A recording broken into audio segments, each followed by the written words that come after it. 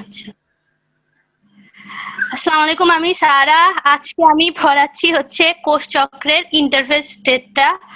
তো এই কোষ চক্রের ইন্টারফেস পড়তে গেলে আমরা যেসব ওয়ার্ডগুলোর সাথে পরিচিত হব সেগুলো হচ্ছে কোষ চক্র, কোষ চক্রের দুটি প্রধান ধাপ এমফেজ আর ইন্টারফেস। তারপর ইন্টারফেসের ধাপ সমূহ গ্যাপ 1, সিনথেসিস, গ্যাপ 2 আর জীবনে ইন্টারফেসের গুরুত্ব। তা আমরা ফার্স্ট কি পয়েন্টে আসি। ফার্স্ট কি পয়েন্টটা হচ্ছে কোষ চক্র। কোষ চক্রটা কি? একটা কোষ যখন সৃষ্টি হয় তারপর ও ধীরে ধীরে বড় হয়, তারপর ও বিভাজন ক্ষমতাটা লাভ করে। তো ও যখন সৃষ্টি হইলো, ওর বৃদ্ধিপ্রাপ্ত হইলো, তারপর বিভাজন ক্ষমতা প্রাপ্ত হইলো এবং বিভাজিত হইলো। এই সবগুলো কাজ যে চক্রের মাধ্যমে সম্পন্ন হয় তাকেই বলা হয় কোষ চক্র। যেমন আমরা একটা এক্সাম্পল ধরতে পারি, মানুষ ছোট থাকে, ছোট থেকে ধীরে ধীরে বড় হয়, তারপর ওদের থেকে ওদের বাচ্চা হয়, তারপর ওদের বাচ্চাগুলো ছোট থাকে, তারপর তারা আবার ধীরে ধীরে বড় হয়, তারপর তাদের থেকে আবার বাচ্চা হয়, মানে এরকম একটা সাইক্লিং চলতেই থাকে। হ্যাঁ, তো এরকম কোষেরও একটা সাইকেল সাইকেল চলতে থাকে যেটাকে বলা হয় কোষ চক্র। সেখানে কোষ একটা সৃষ্টি হয়, তারপর সেই কোষটা মানে বেড়ে উঠে, তারপর ও বিভাজিত হয়। তো এই সবগুলো কাজ যে সাইকেলের মাধ্যমে হয় সেটাকেই বলা হয় কোষ চক্র। এখন কোষ চক্রের দুইটা প্রধান ধাপ আছে, একটা হচ্ছে এমফেজ বা মাইটোসিস, আরেকটা হচ্ছে ইন্টারফেজ। এখন এমফেজ বা মাইটোসিস হচ্ছে মেইন বিভাজন পর্যায়টা, মানে যখন মেইনলি কোষটা বিভাজিত হয়, আর ইন্টারফেজ হচ্ছে প্রিপারেশন টাইম। এখন এই কোষ চক্রের দুটো প্রধান ধাপের মধ্যে খাতায় কোষ চক্রের দুটো প্রধান ধাপের মধ্যে এমফেজে টাইম কম লাগে আর ইন্টারফেজে টাইম বেশি লাগে। কারণ এমফেজ হচ্ছে নরমালি ও বিভাজিত যে টাইমটা হচ্ছে সেটা হচ্ছে এমফেজ, আর যে টাইমটা ও বিভাজনের জন্য প্রিপারেশন নেয় সেটা হচ্ছে ইন্টারফেজ। এমফেজে টাইম লাগে হচ্ছে 5 to 10%, আর বাকি 90 to 95% টাইম লাগে হচ্ছে ইন্টারফেজের জন্য। এখন আমরা একটা জিনিস দেখি, আমরা যখন কোনো কিছু প্রিপারেশন নেই সেটার টাইমটা অনেক বেশি টাইম লাগে। যেমন আমরা এসএসসি পরীক্ষা যখন দিলাম তখন আমরা 2 বছর 1 মাস ধরে প্রিপারেশন নিলাম, বাট 1 মাসেই ঠুস করে এসএসসি পরীক্ষাটা শেষ হয়ে গেল। দ্যাট মিনস প্রিপারেশনের টাইমটা অনেক বেশি লাগতেছে, তার মানে ইন্টারফেস দশায় টাইমটা বেশি লাগে 90 to 95%। আর যেটা মেইন কোর্স অর্থাৎ মেইনলি বিভাজিত হয় সেটা টাইমটা মোটামুটি তুলনামূলকভাবে কম লাগে, 5 to 10%। আমি কি বেশি দ্রুত বলতেছি? না না, ঠিক আছে স্যার। বুঝছো? বুঝতেছি। বুঝতেছি তো, ওকে, থ্যাঙ্কস। আচ্ছা, এখন আমাদের ইন্টারফেসের যে ধাপ সেগুলো আবার ইন্টারফেসের ধাপ হচ্ছে তিনটা। একটা হচ্ছে গ্যাপ 1, আরেকটা হচ্ছে গ্যাপ 2, সরি সিনথেসিস এস দশা আছে, থার্ডটা হচ্ছে গ্যাপ 2। এখন গ্যাপ 1, সিনথেসিস আর গ্যাপ 2 তে বিভিন্ন ধরনের কাজ ঘটে যেগুলো আমরা আস্তে আস্তে বলা স্টার্ট করতেছি। এখন আমরা দেখি গ্যাপ 1 এ কি ঘটে। গ্যাপ 1 এ ফার্স্টে কিছু স্যার যেমন আমাদেরকে কিওয়ার্ড মনে রাখতে বলছিল, সেরকম আমরা কিছু কিওয়ার্ড মনে রাখার চেষ্টা করি। গ্যাপ 1 এ একটা কোষ সিদ্ধান্ত নেয়, ঠিক আছে? ফার্স্টে গ্যাপ 1 এ একটা কোষ সিদ্ধান্ত নিবে যে ও কোষ বিভাজন করবে নাকি করবে না। যেমন ধরো লাইক আমাকে আমার এক ফ্রেন্ড বললো যে একটা কম্পিটিশন হচ্ছে, তুমি দিবা নাকি? তা আমি এখন কি করলাম, আমি সিদ্ধান্ত নিব যে আমি কম্পিটিশনটা দিব নাকি দিব না। এখন আমি যদি সিদ্ধান্ত নেই যে আমি কম্পিটিশনটা দিব, তাহলে আমার কম্পিটিশনের ফর্মটা কালেক্ট করতে হবে, ফিল আপ করতে হবে, সাবমিট করতে হবে এবং কম্পিটিশনের জন্য প্রিপারেশন নিতে হবে। তাহলে আমার মানে যদি সিদ্ধান্ত নেই যে এটা পজিটিভ সিদ্ধান্ত নিলে, মানে সিদ্ধান্তটা যদি হ্যাঁ হয় তাহলে আমার নেক্সট স্টেপ গুলো করতে হয়। আর যদি সিদ্ধান্তটা আমার না হয় তখন তো আমার নেক্সট স্টেপ নেওয়ার কোশ্চেনই আসে না। যেমন আমি যদি বললাম যে কম্পিটিশনটা দিবই না, তাহলে আমি ফর্মটাও নিব না, ফিল আপও করবো না, সাবমিটও করবো না।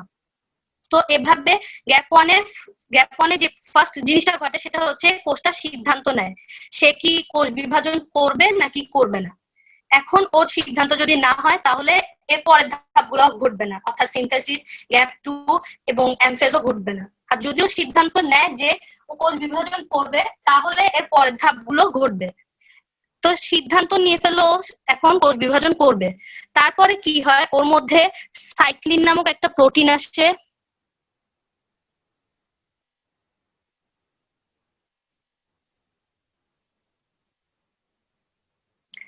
সাইক্লিন নামক একটা প্রোটিন আসে যা সিডিকে এনজাইমের সাথে যুক্ত হয়। সিডিকে এনজাইম সিডিকে এনজাইমের সাথে যুক্ত হয়ে ফুল প্রসেসটাকে ওরা নিয়ন্ত্রণ করে, যেমন আমাদের কোনো ইনস্টিটিউশনের হেডের মতো। ওরা পুরা কোষ বিভাজন মানে কোষ চক্রের ফুল প্রক্রিয়াটাকে ওরা নিয়ন্ত্রণ করে, আর ওইটাকে এক্সেলারেট করে, মানে বেগ দেয়, ওইটা তাড়াতাড়ি করার জন্য একটা ত্বরান্বিত করে। তো এখন গ্যাপ 1 এর সিদ্ধান্ত নিল যে ও কোষ বিভাজন করবে, তাহলে ওর মধ্যে সাইক্লিন নামক প্রোটিন আর সিডিকে এনজাইম আসবে। তারপর যা হয় সেটা হচ্ছে বিভিন্ন কোষ বিভাজনের জন্য বিভিন্ন ধরনের প্রয়োজনীয় প্রোটিন, আরএনএ ও ডিএনএ রেপ্লিকেশনের জন্য প্রয়োজনীয় উপাদানগুলো আসে। ভাইয়া তুমি কি একটু করে আমি ইন্টারফেয়ার করি, তুমি কি সিডিকে এর ফুল মিনিং বলতে পারবা? ও হ্যাঁ, সিডিকে এর ফুল মিনিং হচ্ছে cyclin dependent kinase. Okay, thank you. তো সাইক্লিন প্রোটিন আর সিডিকে এনজাইম আসলো, ওরা কি করবে, ওরা ফুল প্রক্রিয়াটাকে নিয়ন্ত্রণ করবে আর ত্বরান্বিত করবে। দেন আসবে কিছু প্রয়োজনীয় প্রোটিন যেগুলো কোষ বিভাজনের জন্য দরকার। তারপর আরএনএ আসবে আর ডিএনএ রেপ্লিকেশনের জন্য প্রয়োজনীয় উপাদান আসবে।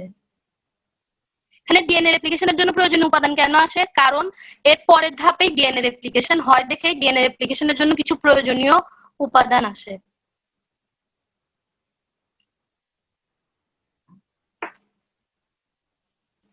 এখন গ্যাপ 1 এ কারো কোনো প্রবলেম আছে? আমার নাই। তোমাদের কারো কোনো প্রবলেম আছে? আমারও নাই। না টিচার।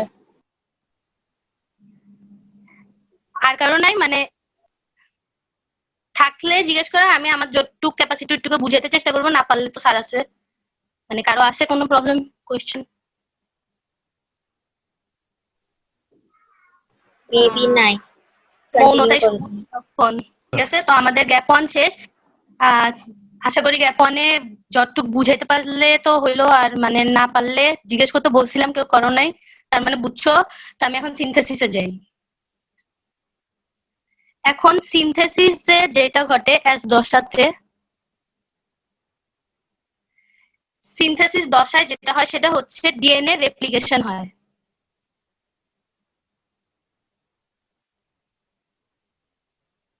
এখানে কি তাওসি আছো?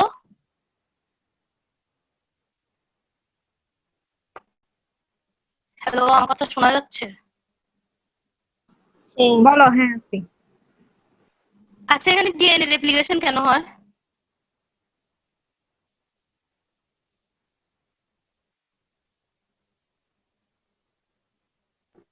কিছু বলছো? হ্যাঁ, বললাম যে এখানে ডিএনএ রেপ্লিকেশনটা হয় কেন?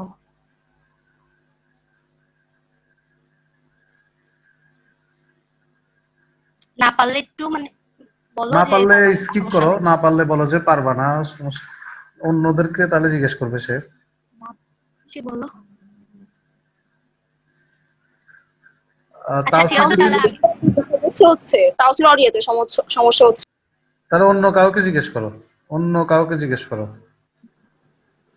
আচ্ছা, অন্য কাউকে না, এটা একদম মনে করো ওইটা মনে করো সবার আনসার, সবার কাছে প্রশ্ন।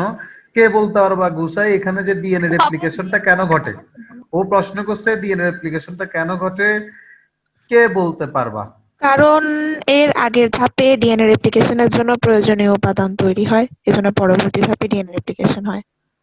এটা তো একটা আনসার, ঠিক আছে, এটা হচ্ছে একটা আনসার, কিন্তু ডিএনএ রেপ্লিকেশনটা আসলে হচ্ছেটা কেন, এটা বলতে পারবা কেউ? ডিএনএ রেপ্লিকেশনটা হচ্ছেটা কেন? স্যার, যাতে পরবর্তীতে বিভাজনের সময় ডিএনএ ডাবল হয়ে থাকতে পারে, আর বা বিভাজনের সময় যে ডাবলটা থাকবে অর্ধেক মানে ডাবল মানে ক্রোমোজোম তো স্যার ডাবল হবে না স্যার হ্যাঁ, পরবর্তীতে। হ্যাঁ। তো ওকে। ক্রোমোজোম ডাবল হইতে হলে ওখানে ডিএনএও ডাবল লাগবে। তো ডিএনএ যদি এর সাথে যদি রিপ্লেশন না ঘটে, ডাবল না হয়, তাহলে স্যার ওখানে ডিএনএ অর্ধেক মিউটিস হয়ে যাবে। ওকে, থ্যাংক ইউ আনসারটা হয়েছে। আমি ওর সাথে আরেকটু অ্যাড করে দিই, ও সুন্দর করেই বলছে কথাটা। তো আমি একটু অ্যাড করে দিই, সেটা হচ্ছে মাইটোসিস কোষ বিভাজনের সময় দুইটা কোষ তৈরি হবে, একটা কোষ থেকে দুইটা কোষ। তা এখন এখানে তো একটা ডিএনএ আছে, এটা তো এই কোষটা এখন প্রিপারেশন নিচ্ছে, এই কোষটা তো একটা ডিএনএ আছে। তো এখন এই জন্য ডিএনএটা একটা থেকে তো দুইটা কোষ হবে পরবর্তীতে, যাতে ওই দুইটা কোষে দুইটা ডিএনএ ঢুকতে পারে, এই জন্য এখানে ডিএনএটা ডাবল হয়ে যায়, যাতে পরবর্তীতে ওই ওই ডাবল ডিএনএটা দুইটা কোষে ঢুকতে পারে, দুইটা ডিএনএ দুইটা কোষে ঢুকতে পারে। আশা করি সবাই বুঝছো। ওকে, ঠিক আছে, এভাবে প্রশ্ন করিও, প্রশ্ন করলে অনেক কিছু ক্লিয়ার হয়। আমিও চেষ্টা করবো আনসার দিতে, আমারও অনেক আমার কিছু তো ঠিক হয় problem নাই। থাকতে পারে। হ্যাঁ, হয়েছে, তুমি এর কথাটা তো আমি বললাম। ওকে, ঠিক আছে, কন্টিনিউ করো। যে স্যার যেটা বললো ওই কারণেই ডিএনএ রেপ্লিকেশন হয়। এটাকে যদি আমি একটু ম্যাথের মাধ্যমে বুঝাইতে চেষ্টা করি, তাহলে দেখো এটা একটা ক্রোমোজোম, হ্যাঁ, এটা একটা ক্রোমোজোম। সাপোজ এখানে 50টা ডিএনএ আছে, ঠিক আছে, এখানে 50টা ডিএনএ আছে।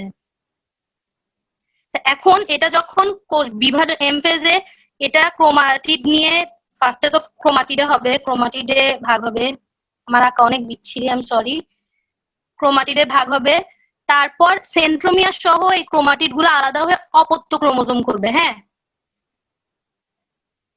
এখন ধরো এখানে 50টা ডিএনএ ছিল, আমার যদি কোষ বিভাগ মানে ডিএনএ রেপ্লিকেশনটা না হইতো, তাহলে আমার এই ক্রোমাটিড, এই পুরো ক্রোমাটিডটাতে 25টা ডিএনএ থাকতো, আর এখানেও 25টা ডিএনএ থাকতো, হ্যাঁ।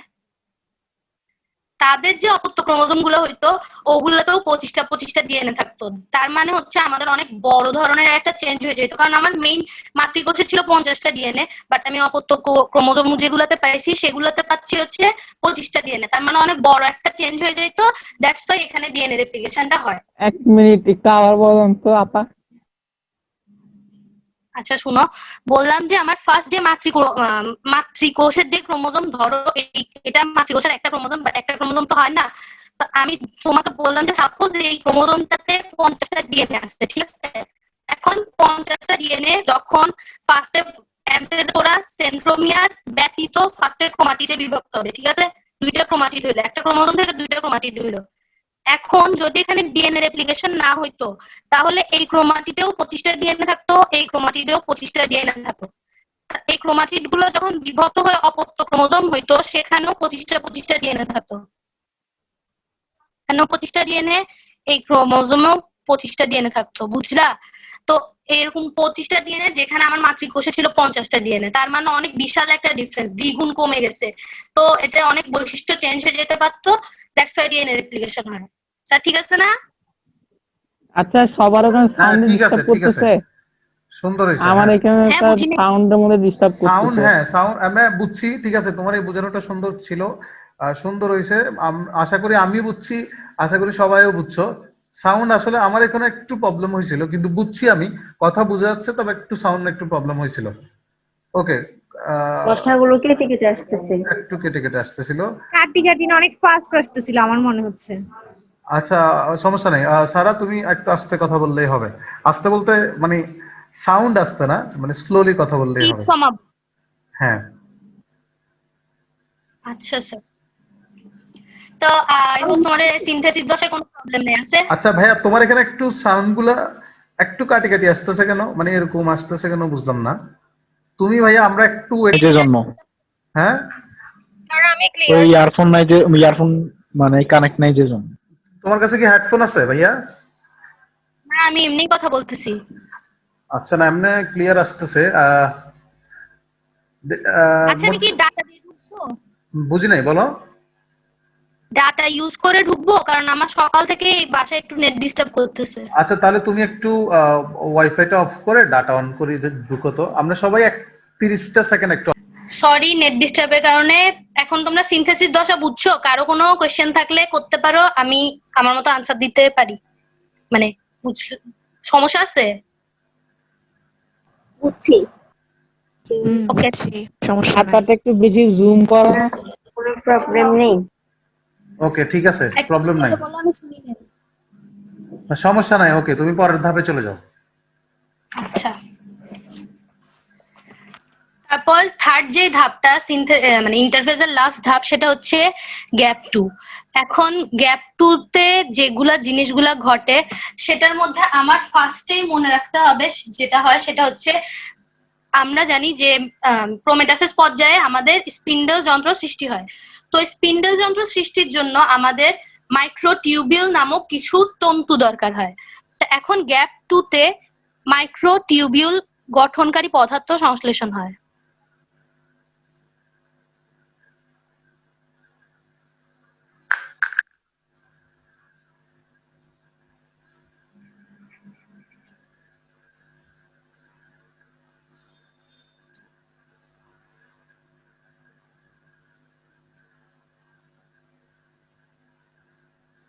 এটা হচ্ছে ফার্স্ট জিনিসটা ঘটে, সেটা হচ্ছে মাইক্রোটিউবিউল গঠনকারী পদার্থের সংশ্লেষণ হয়। তারপর সেকেন্ড যে জিনিসটা ঘটে সেটা হচ্ছে সেন্ট্রোজোম 2 ভাগে বিভক্ত হয়ে যায়।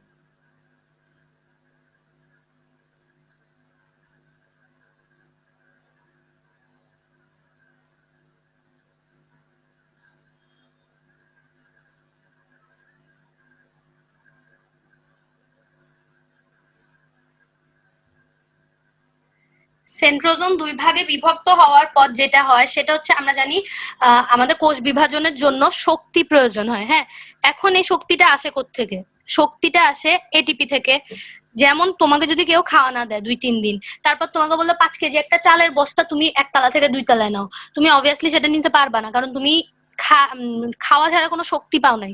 তেমনি কোষ বিভাজনের জন্য আমাদের শক্তি প্রয়োজন হয়, সেই শক্তি আসে এটিপি থেকে, যেটা গ্যাপ টুতে হয়ে থাকে, প্রয়োজনীয় এটিপি আসে।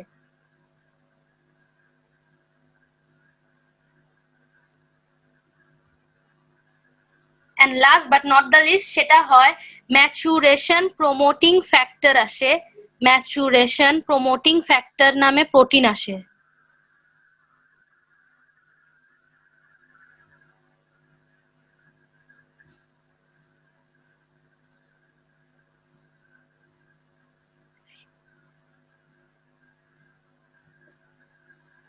এখন এটা সবচেয়ে ইম্পর্টেন্ট কেন? কারণ ম্যাচুরেশন প্রমোটিং ফ্যাক্টর যেটা, সেটা কোষ বিভাগ মানে পরবর্তী মাইটোসিস প্রবেশ করতে সাহায্য করে। এটা না থাকলে পরবর্তীর মানে এমফেজে অর্থাৎ মাইটোসিস পর্যায়ে আমরা প্রবেশ করতে পারবো না। তার কারণে ম্যাচুরেশন প্রমোটিং ফ্যাক্টর আসাটা অনেক ইম্পর্টেন্ট। তো গ্যাপ টুতে যা যা ঘটে সেটা হচ্ছে মাইক্রোটিউবিউল গঠনকারী পদার্থের সংশ্লেষণ হয়, যাতে আমরা রিয়েল মাইটোসিস বিভাজনের টাইমে স্পিন্ডল যন্ত্র সৃষ্টি করতে পারি। তারপর সেকেন্ডলি হয় সেন্ট্রোজোম 2 ভাগে ভাগ হয়ে যায়। এগুলোই কিন্তু মাইক্রোটিউবিউল গঠনের জন্য সাহায্য করে, ঠিক আছে? তারপর প্রয়োজনীয় এটিপি আসে, কারণ এটিপি না আসলে শক্তি আসবে না, শক্তি না আসলে নেক্সট স্টেজগুলো হবে না, মানে আমি পরের পর্যায়গুলো করতে পারবো না। তারপর 4 নম্বরে যেটা হয় সেটা হচ্ছে ম্যাচুরেশন প্রমোটিং ফ্যাক্টর নামক প্রোটিন আসে, যেটা মোস্ট ইম্পর্টেন্ট, কারণ এটাই আমাদেরকে মাইটোসিস পর্যায়ে প্রবেশ করতে সাহায্য করে। এটা না থাকলে পরবর্তীতে মাইটোসিস হয় না, এবং অনেক সময় গ্যাপ টুতে ম্যাচুরেশন প্রমোটিং ফ্যাক্টর না আসার কারণেও এই মানে কোষ চক্রটা বন্ধ হয়ে যেতে পারে, ঠিক আছে? একটা হইতে পারে আমাদের যখন গ্যাপ ওয়ানে সিদ্ধান্ত যদি আমি মানে সিদ্ধান্ত নিলাম যে আমি কোষ বিভাজন করবো না, তখন আমাদের গ্যাপ ওয়ানে কি হতে পারে, কোষ চক্রটা স্টপ হয়ে যেতে পারে। আর যদি আবার গ্যাপ টুতে এসে সব কাজ হইলো কিন্তু লাস্টে যে ম্যাচুরেশন প্রমোটিং ফ্যাক্টর আসলো না, তখনও আমাদের এই কোষ চক্রটা অফ হয়ে যেতে পারে। এখন আমরা একটা জিনিস দেখি, আমরা তো এগুলো দেখলাম, তো গ্যাপ টুতে কারো সমস্যা আছে? আশা করি আরো প্রবলেম নাই। কারো যদি কোনো সমস্যা থাকে বলতে পারো। আর সারা ম্যাচুরেশনের সমস্যা তুমি ক্লাস শেষে সবাইকে এক একটা প্রশ্ন করিও সবকিছু এই টপিক গুলোর উপর। হ্যাঁ, আমি এখনই ভাবছিলাম আগে শেষ করে ফেলো। তোমার তো ইন্টারফেস প্রায় বুঝি না। শেষ। ইন্টারফেস যেহেতু তোমার প্রায় শেষ, গুরুত্বটা পড়াই তারপর প্রশ্ন করিও একেবারে। আচ্ছা আচ্ছা, আমরা ইন্টারফেসে শেষ করার আগে আরেকটা জিনিস বলে রাখি যে আমাদের এই গ্যাপ ওয়ানের জন্য মোট ইন্টারফেসের টাইম লাগে, ধরো আমি ধরলাম মোট ইন্টারফেসের টাইমটা হচ্ছে 100%। হ্যাঁ, এটা ফুল ইন্টারফেসের টাইম। তো এখন আমার গ্যাপ ওয়ানের জন্য টাইম লাগে হচ্ছে 30 to 40%। ডিএনএ রেপ্লিকেশনের জন্য সবচেয়ে বেশি টাইম লাগে 30 to 50%।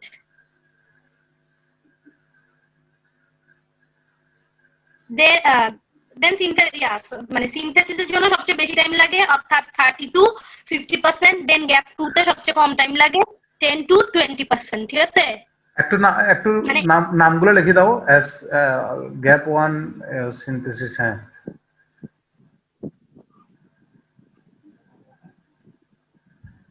ওকে। এটা আমি যদি ফুল ইন্টারফেসের পর্যায়টা ধরি অর্থাৎ এটা 100%, যার মধ্যে গ্যাপ 1 এ আমার টাইম কনজিউম করতেছে 30% to 40%। তারপর সিনথেসিস অর্থাৎ ডিএনএ রেপ্লিকেশন, যেটা আমরা পড়ছিলাম অনেক বিশাল একটা জিনিস, সেটার জন্য একটু বেশি টাইম দেওয়া যাইতেই পারে, তো 30% to 50%। এন্ড গ্যাপ 2 তে সবচেয়ে কম টাইম লাগে, সেটা হচ্ছে 10% to 20%। আশা করি এ পর্যন্ত কারো সমস্যা নেই, বুঝছে? আপা, ওই ম্যাচুরেশন এটা কি কোয়েশ্চেন? ম্যাচুরেশন প্রমোটিং ফ্যাক্টর নামক প্রোটিন, এটা আসলেই আমি মাইটোসিস পর্যায়ে পৌঁছতে পারবো। এটা না আসলে এই কোষ চক্রটা এখানে স্টপ হয়ে যাবে, মাইটোসিস পর্যায়ে আমি আর পৌঁছতে পারবো না, বুঝলা? একটু খাতাটা নিচে না আইতেন, কিছু দেখতেছি না, ম্যাচুরেশন দেখা যাচ্ছে খালি। দেখতেছো এখন? হ্যাঁ, এখন ঠিক আছে। হ্যাঁ, এটা দেখে মানে কি করবা? আমি এটা ওকে, বলতে ঠিক আছে। মুখস্থ করতে আমি কি ওকে, চেঞ্জ করব? হ্যাঁ, চেঞ্জ করে ফেলো, পরের টপিকে চলে যাও। তা আমাদের লাস্ট টপিকটা ছিল হচ্ছে জীবজীবনের ইন্টারফেসের গুরুত্বটা কি। এখন জীবজীবনের ইন্টারফেসের গুরুত্ব আমি পুরো মুখস্থ বলতে পারি না, আমি যেগুলো বেসিক পার্ট জানি ওটা বলি। এখন আমাদের ইন্টারফেসের গুরুত্বটা হলো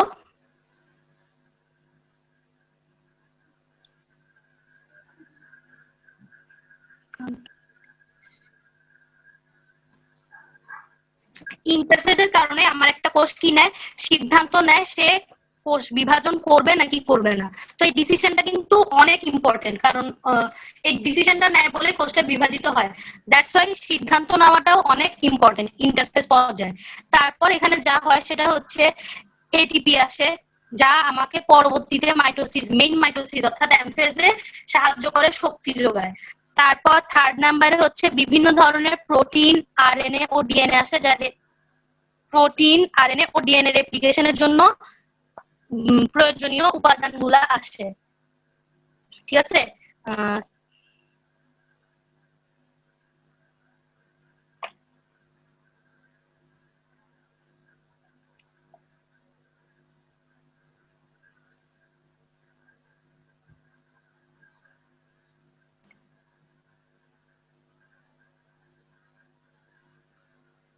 দেন ফোর্থ নাম্বারে যেটা হয় সেটা হচ্ছে ইন্টারফেসের কারণে আমাদের কোষটা বিভাজিত হয়।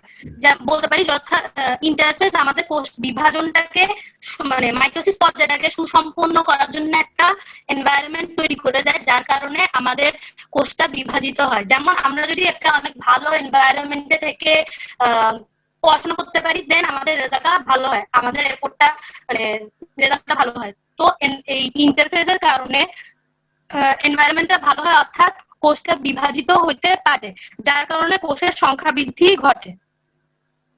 মানে প্রিপারেশন নিয়ে ও সবকিছু ঠিক করে দেয়, মানে পরিবেশনা ভালো করে দেয় যাতে ও কোষটা বিভাজন করতে পারে, যার কারণে কোষের সংখ্যা বৃদ্ধি ঘটে। তো এখন যদি আমাদের কোষের সংখ্যা বৃদ্ধি না ঘটতো তাহলে আমাদের বহুকোষী দেহ গঠিত হইতো না, তারপর আমাদের জনগোষ্ঠীর সংখ্যা বৃদ্ধি ঘটতো না, এরপর এককোষী যে প্রাণীগুলো আছে সেগুলো তাদের বংশ বিস্তার করতে পারতো না।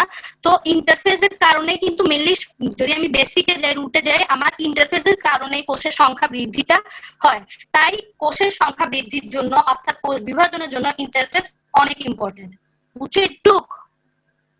যদি বেশি হয়ে যায় প্রয়োজন অতিরিক্ত। আমি বুঝিনি, তোমার কথাটা আমার কাছে আসতেছে না। যদি কোষের সংখ্যা বৃদ্ধির হারটা বাড়ি জায়গা মানে যে পরিমাণ প্রয়োজন তার চেয়ে বেশি হয় তখন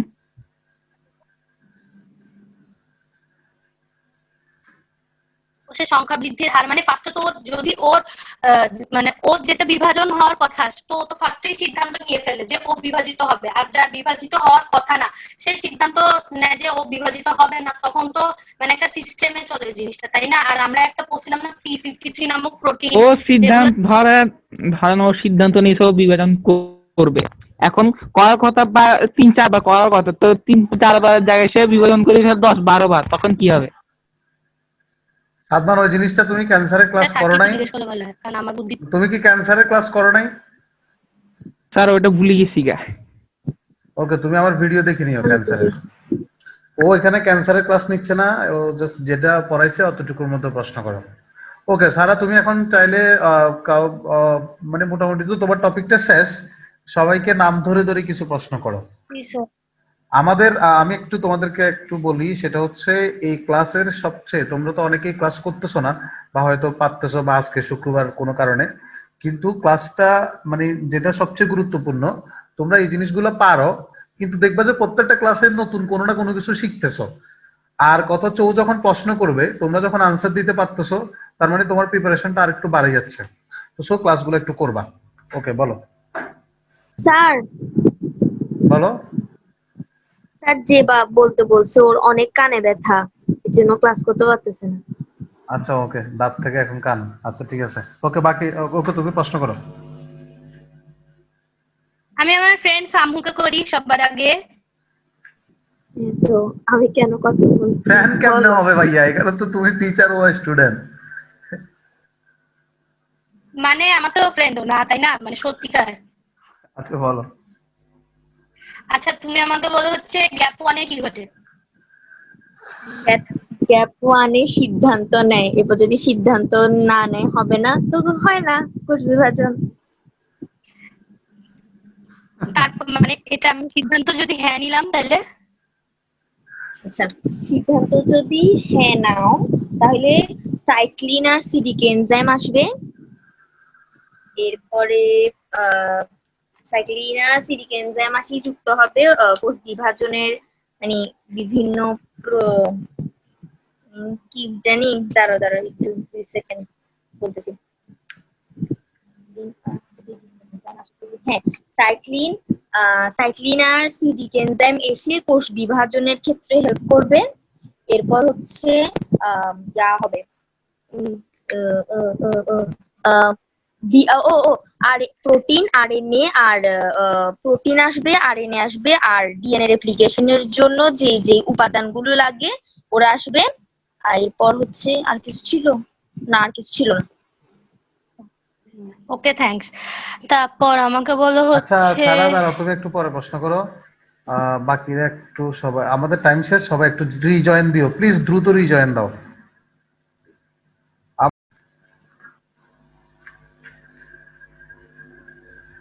যাদের আহ, যাদের নাম বলে তোমরা একটু নিজেদের মাইক গুলো একটু আনমিউট করে কথা বলিও। ওকে, যারা শুনতেছো হাসো। পরে পরে আচ্ছা ঠিক আছে, সিদ্রাতুল মুনতাহা হাসো। আসি। তুমি আমাদের মানে সিলোয়েলসের? হুম। ও আচ্ছা। আচ্ছা আমাকে একটা জিনিস বলো যে সিনথেসিসে কি হয়, সিনথেসিস দশাটাতে কি হয়? সিনথেসিস দশায় ডিএনএ অনুলিপন সম্পন্ন হয়। আর ওইটার টাইম কত? সিনথেসিস দশার টাইম হচ্ছে 30 থেকে 50%। Okay thanks. তারপর আর কে নাম কি এটা? তাসনিম, তাসনিম আসো? আসো।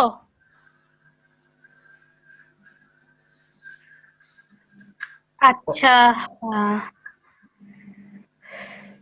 তারপর হচ্ছে আফরিন, আফরিনও নাই? যাদের নাম বলো তোমাদের মাইক গুলো একটু আনমিউট করো। ওকে, অন্যজনের কাছে চলে যাও। রিফা আসো?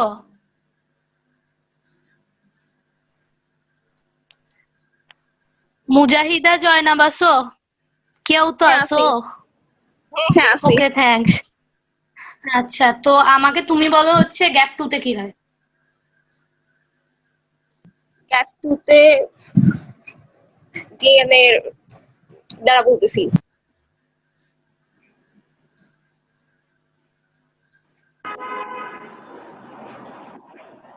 দেখি দেখি বললে তো হবে না, তাড়াতাড়ি বলো।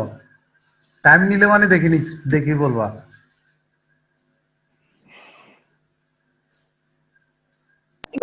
মাইটোসিসের প্রবেশ করার আগের ধাপ, তারপর হচ্ছে এটা হচ্ছে এখানে মাইক্রোটিউবিউল গঠনকারী পদার্থ সংশ্লেষণ হয়, তারপর হচ্ছে এখানে সেন্ট্রোসোম 2 ভাগে বিভক্ত হবে, তারপর এখানে মাইক্রোটিউবুল তৈরি হয়, আর এখানে ম্যাচুরেশন প্রমোটিং ফ্যাক্টর প্রোটিনের প্রয়োজন পড়ে। ওকে, থ্যাঙ্কস। তারপর হচ্ছে আর কার নাম আছে এখানে? সাদমান, তুমি সাদমান, মনে হয় সাদমানি। সাদমান না সাদমান? আই আসো। তা তুমি বলো হচ্ছে যে ইন্টারফেসের বিভিন্ন gap 1, gap 2, gap 3, gap 1 synthesis আর গ্যাপ 2 এর টাইম ডিউরেশন গুলো বলো। গ্যাপ 1 30 থেকে 40, গ্যাপ সিনথেসিস যেটা রেপ্লিকেশনের জন্য লাগে ওটা হচ্ছে 30 থেকে 50, তারপর হচ্ছে যে লাস্ট গ্যাপ 2 যেটা হচ্ছে যে 10 থেকে 20, আর টোটাল ইন্টারফেস 90 থেকে 95%। কোষ চক্র কাকে বলে? হ্যাঁ, শুনছো? কোষ চক্র কাকে বলে? কাকে বলে? আচ্ছা একটু বুঝে বলি। ধরুন একটা কোষ জন্ম হইছে, তারপর সে বিয়ে মানে তারপর সে একটু বৃদ্ধি পাবে, বড় হবে, কাজ করবে, তারপর অ্যাটলিস্ট মরে যাবে গা। তো ওদের জীবনটা পরিচালনার জন্য, জীবনটা যে মানে এই লাইফটার যে একটা চক্র আকারে ঘুরতেছে, ওইটাই হচ্ছে কোষ চক্র। যেরকম আমি জন্ম হইছি, তারপর আমি বড় হইছি, তারপর আমি গ্রাজুয়েট হব, তারপর বিয়ে করব, বাচ্চা হবে, তারপর মরে যাব। এটাই মূলত যে মানুষের চক্র যেরকম, ওইটাই হচ্ছে কোষ চক্র। কোষের ক্ষেত্রে একই, ওইটাই কোষ চক্র। কোষ চক্রে কি মরে যাওয়া আছে না বিভাজিত হওয়া আছে? মানে বিভাজিত হওয়া আছে, ওই যেগুলো বিভাজিত হবে না ওগুলো মরে যাবে কেন। আচ্ছা, ঠিক আছে। তারপর বলো হচ্ছে তাউসি আসো। এই সারা তুমি যে আমার নাম বলছিলে তখন আমার ফোনটা হ্যাং হয়ে গেছিল, তাই আমি রিপ্লাই দিতে পারি নাই। ওকে, সমস্যা নেই। তুমি আমাকে বলো যে ইন্টারফেসের গুরুত্বটা কি? কি ইন্টারফেসের গুরুত্বটা কি? মানে বই লাগবে না, তুমি যেটা বুঝছো এটা বলো। গুরুত্ব বলতে বলছে তোমাকে, ইন্টারফেস তোমার দশাটা কথাগুলা কাটি কাটি যাচ্ছে, আমি বুঝতেছি না কথাটা। তোমাকে বলছে ইন্টারফেস দশার গুরুত্ব বলতে, যা পারো ততটুকু বলতে বলছে। ইন্টারফেসের গুরুত্ব না পারলেও পারবো সমস্যা না। নাই, পারবা না। তাহলে অন্য একজন আচ্ছা, বলো, তাহলে বলো আমাদের পরবর্তী টিচার বলুক। মেহেজাব। হ্যাঁ, আচ্ছা আচ্ছা, পারবো। যে বলো। মাইটোসিস বিভাজন নিয়ন্ত্রণ করে, এরপরে হচ্ছে যে এই যে ডিএনএ প্রতিরোধ সৃষ্টি হয় বা এই রেপ্লিকেশন প্রতিরোধ ঘটে। কি প্রতিলিপন? ওকে। প্রতিরূপ সৃষ্টি হয়, এরপরে হচ্ছে যে প্রতিরূপ সৃষ্টির জন্য প্রয়োজনীয় সব উপাদান তৈরি হয়।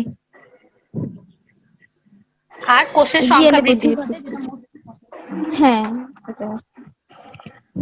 স্যার, আমাকে আরো কোশ্চেন করতে ওকে, হবে? আর কোশ্চেন করা লাগবে না, থ্যাংক ইউ, অনেক অনেক অনেক ধন্যবাদ। মানে অনেক সুন্দর করে ক্লাস নিছো তোমরা। আসলে এই যে এর আগে সাবা নিছো, আজকে তোমরা নিছো, তোমাদের মধ্যে ভয় ডর দেখতেছি না আমি, যে ক্লাস নিতে আসলে এরকম নার্ভাস হওয়া বা এরকম মানে এই জিনিসগুলো নাই। এটা খুবই ভালো লাগছে। তাহলে আমরা এতক্ষণ ইন্টারফেস দশা নিয়ে ক্লাস দেখলাম, সেটা হচ্ছে সারা নিছে। থ্যাংকস সারাকে। আর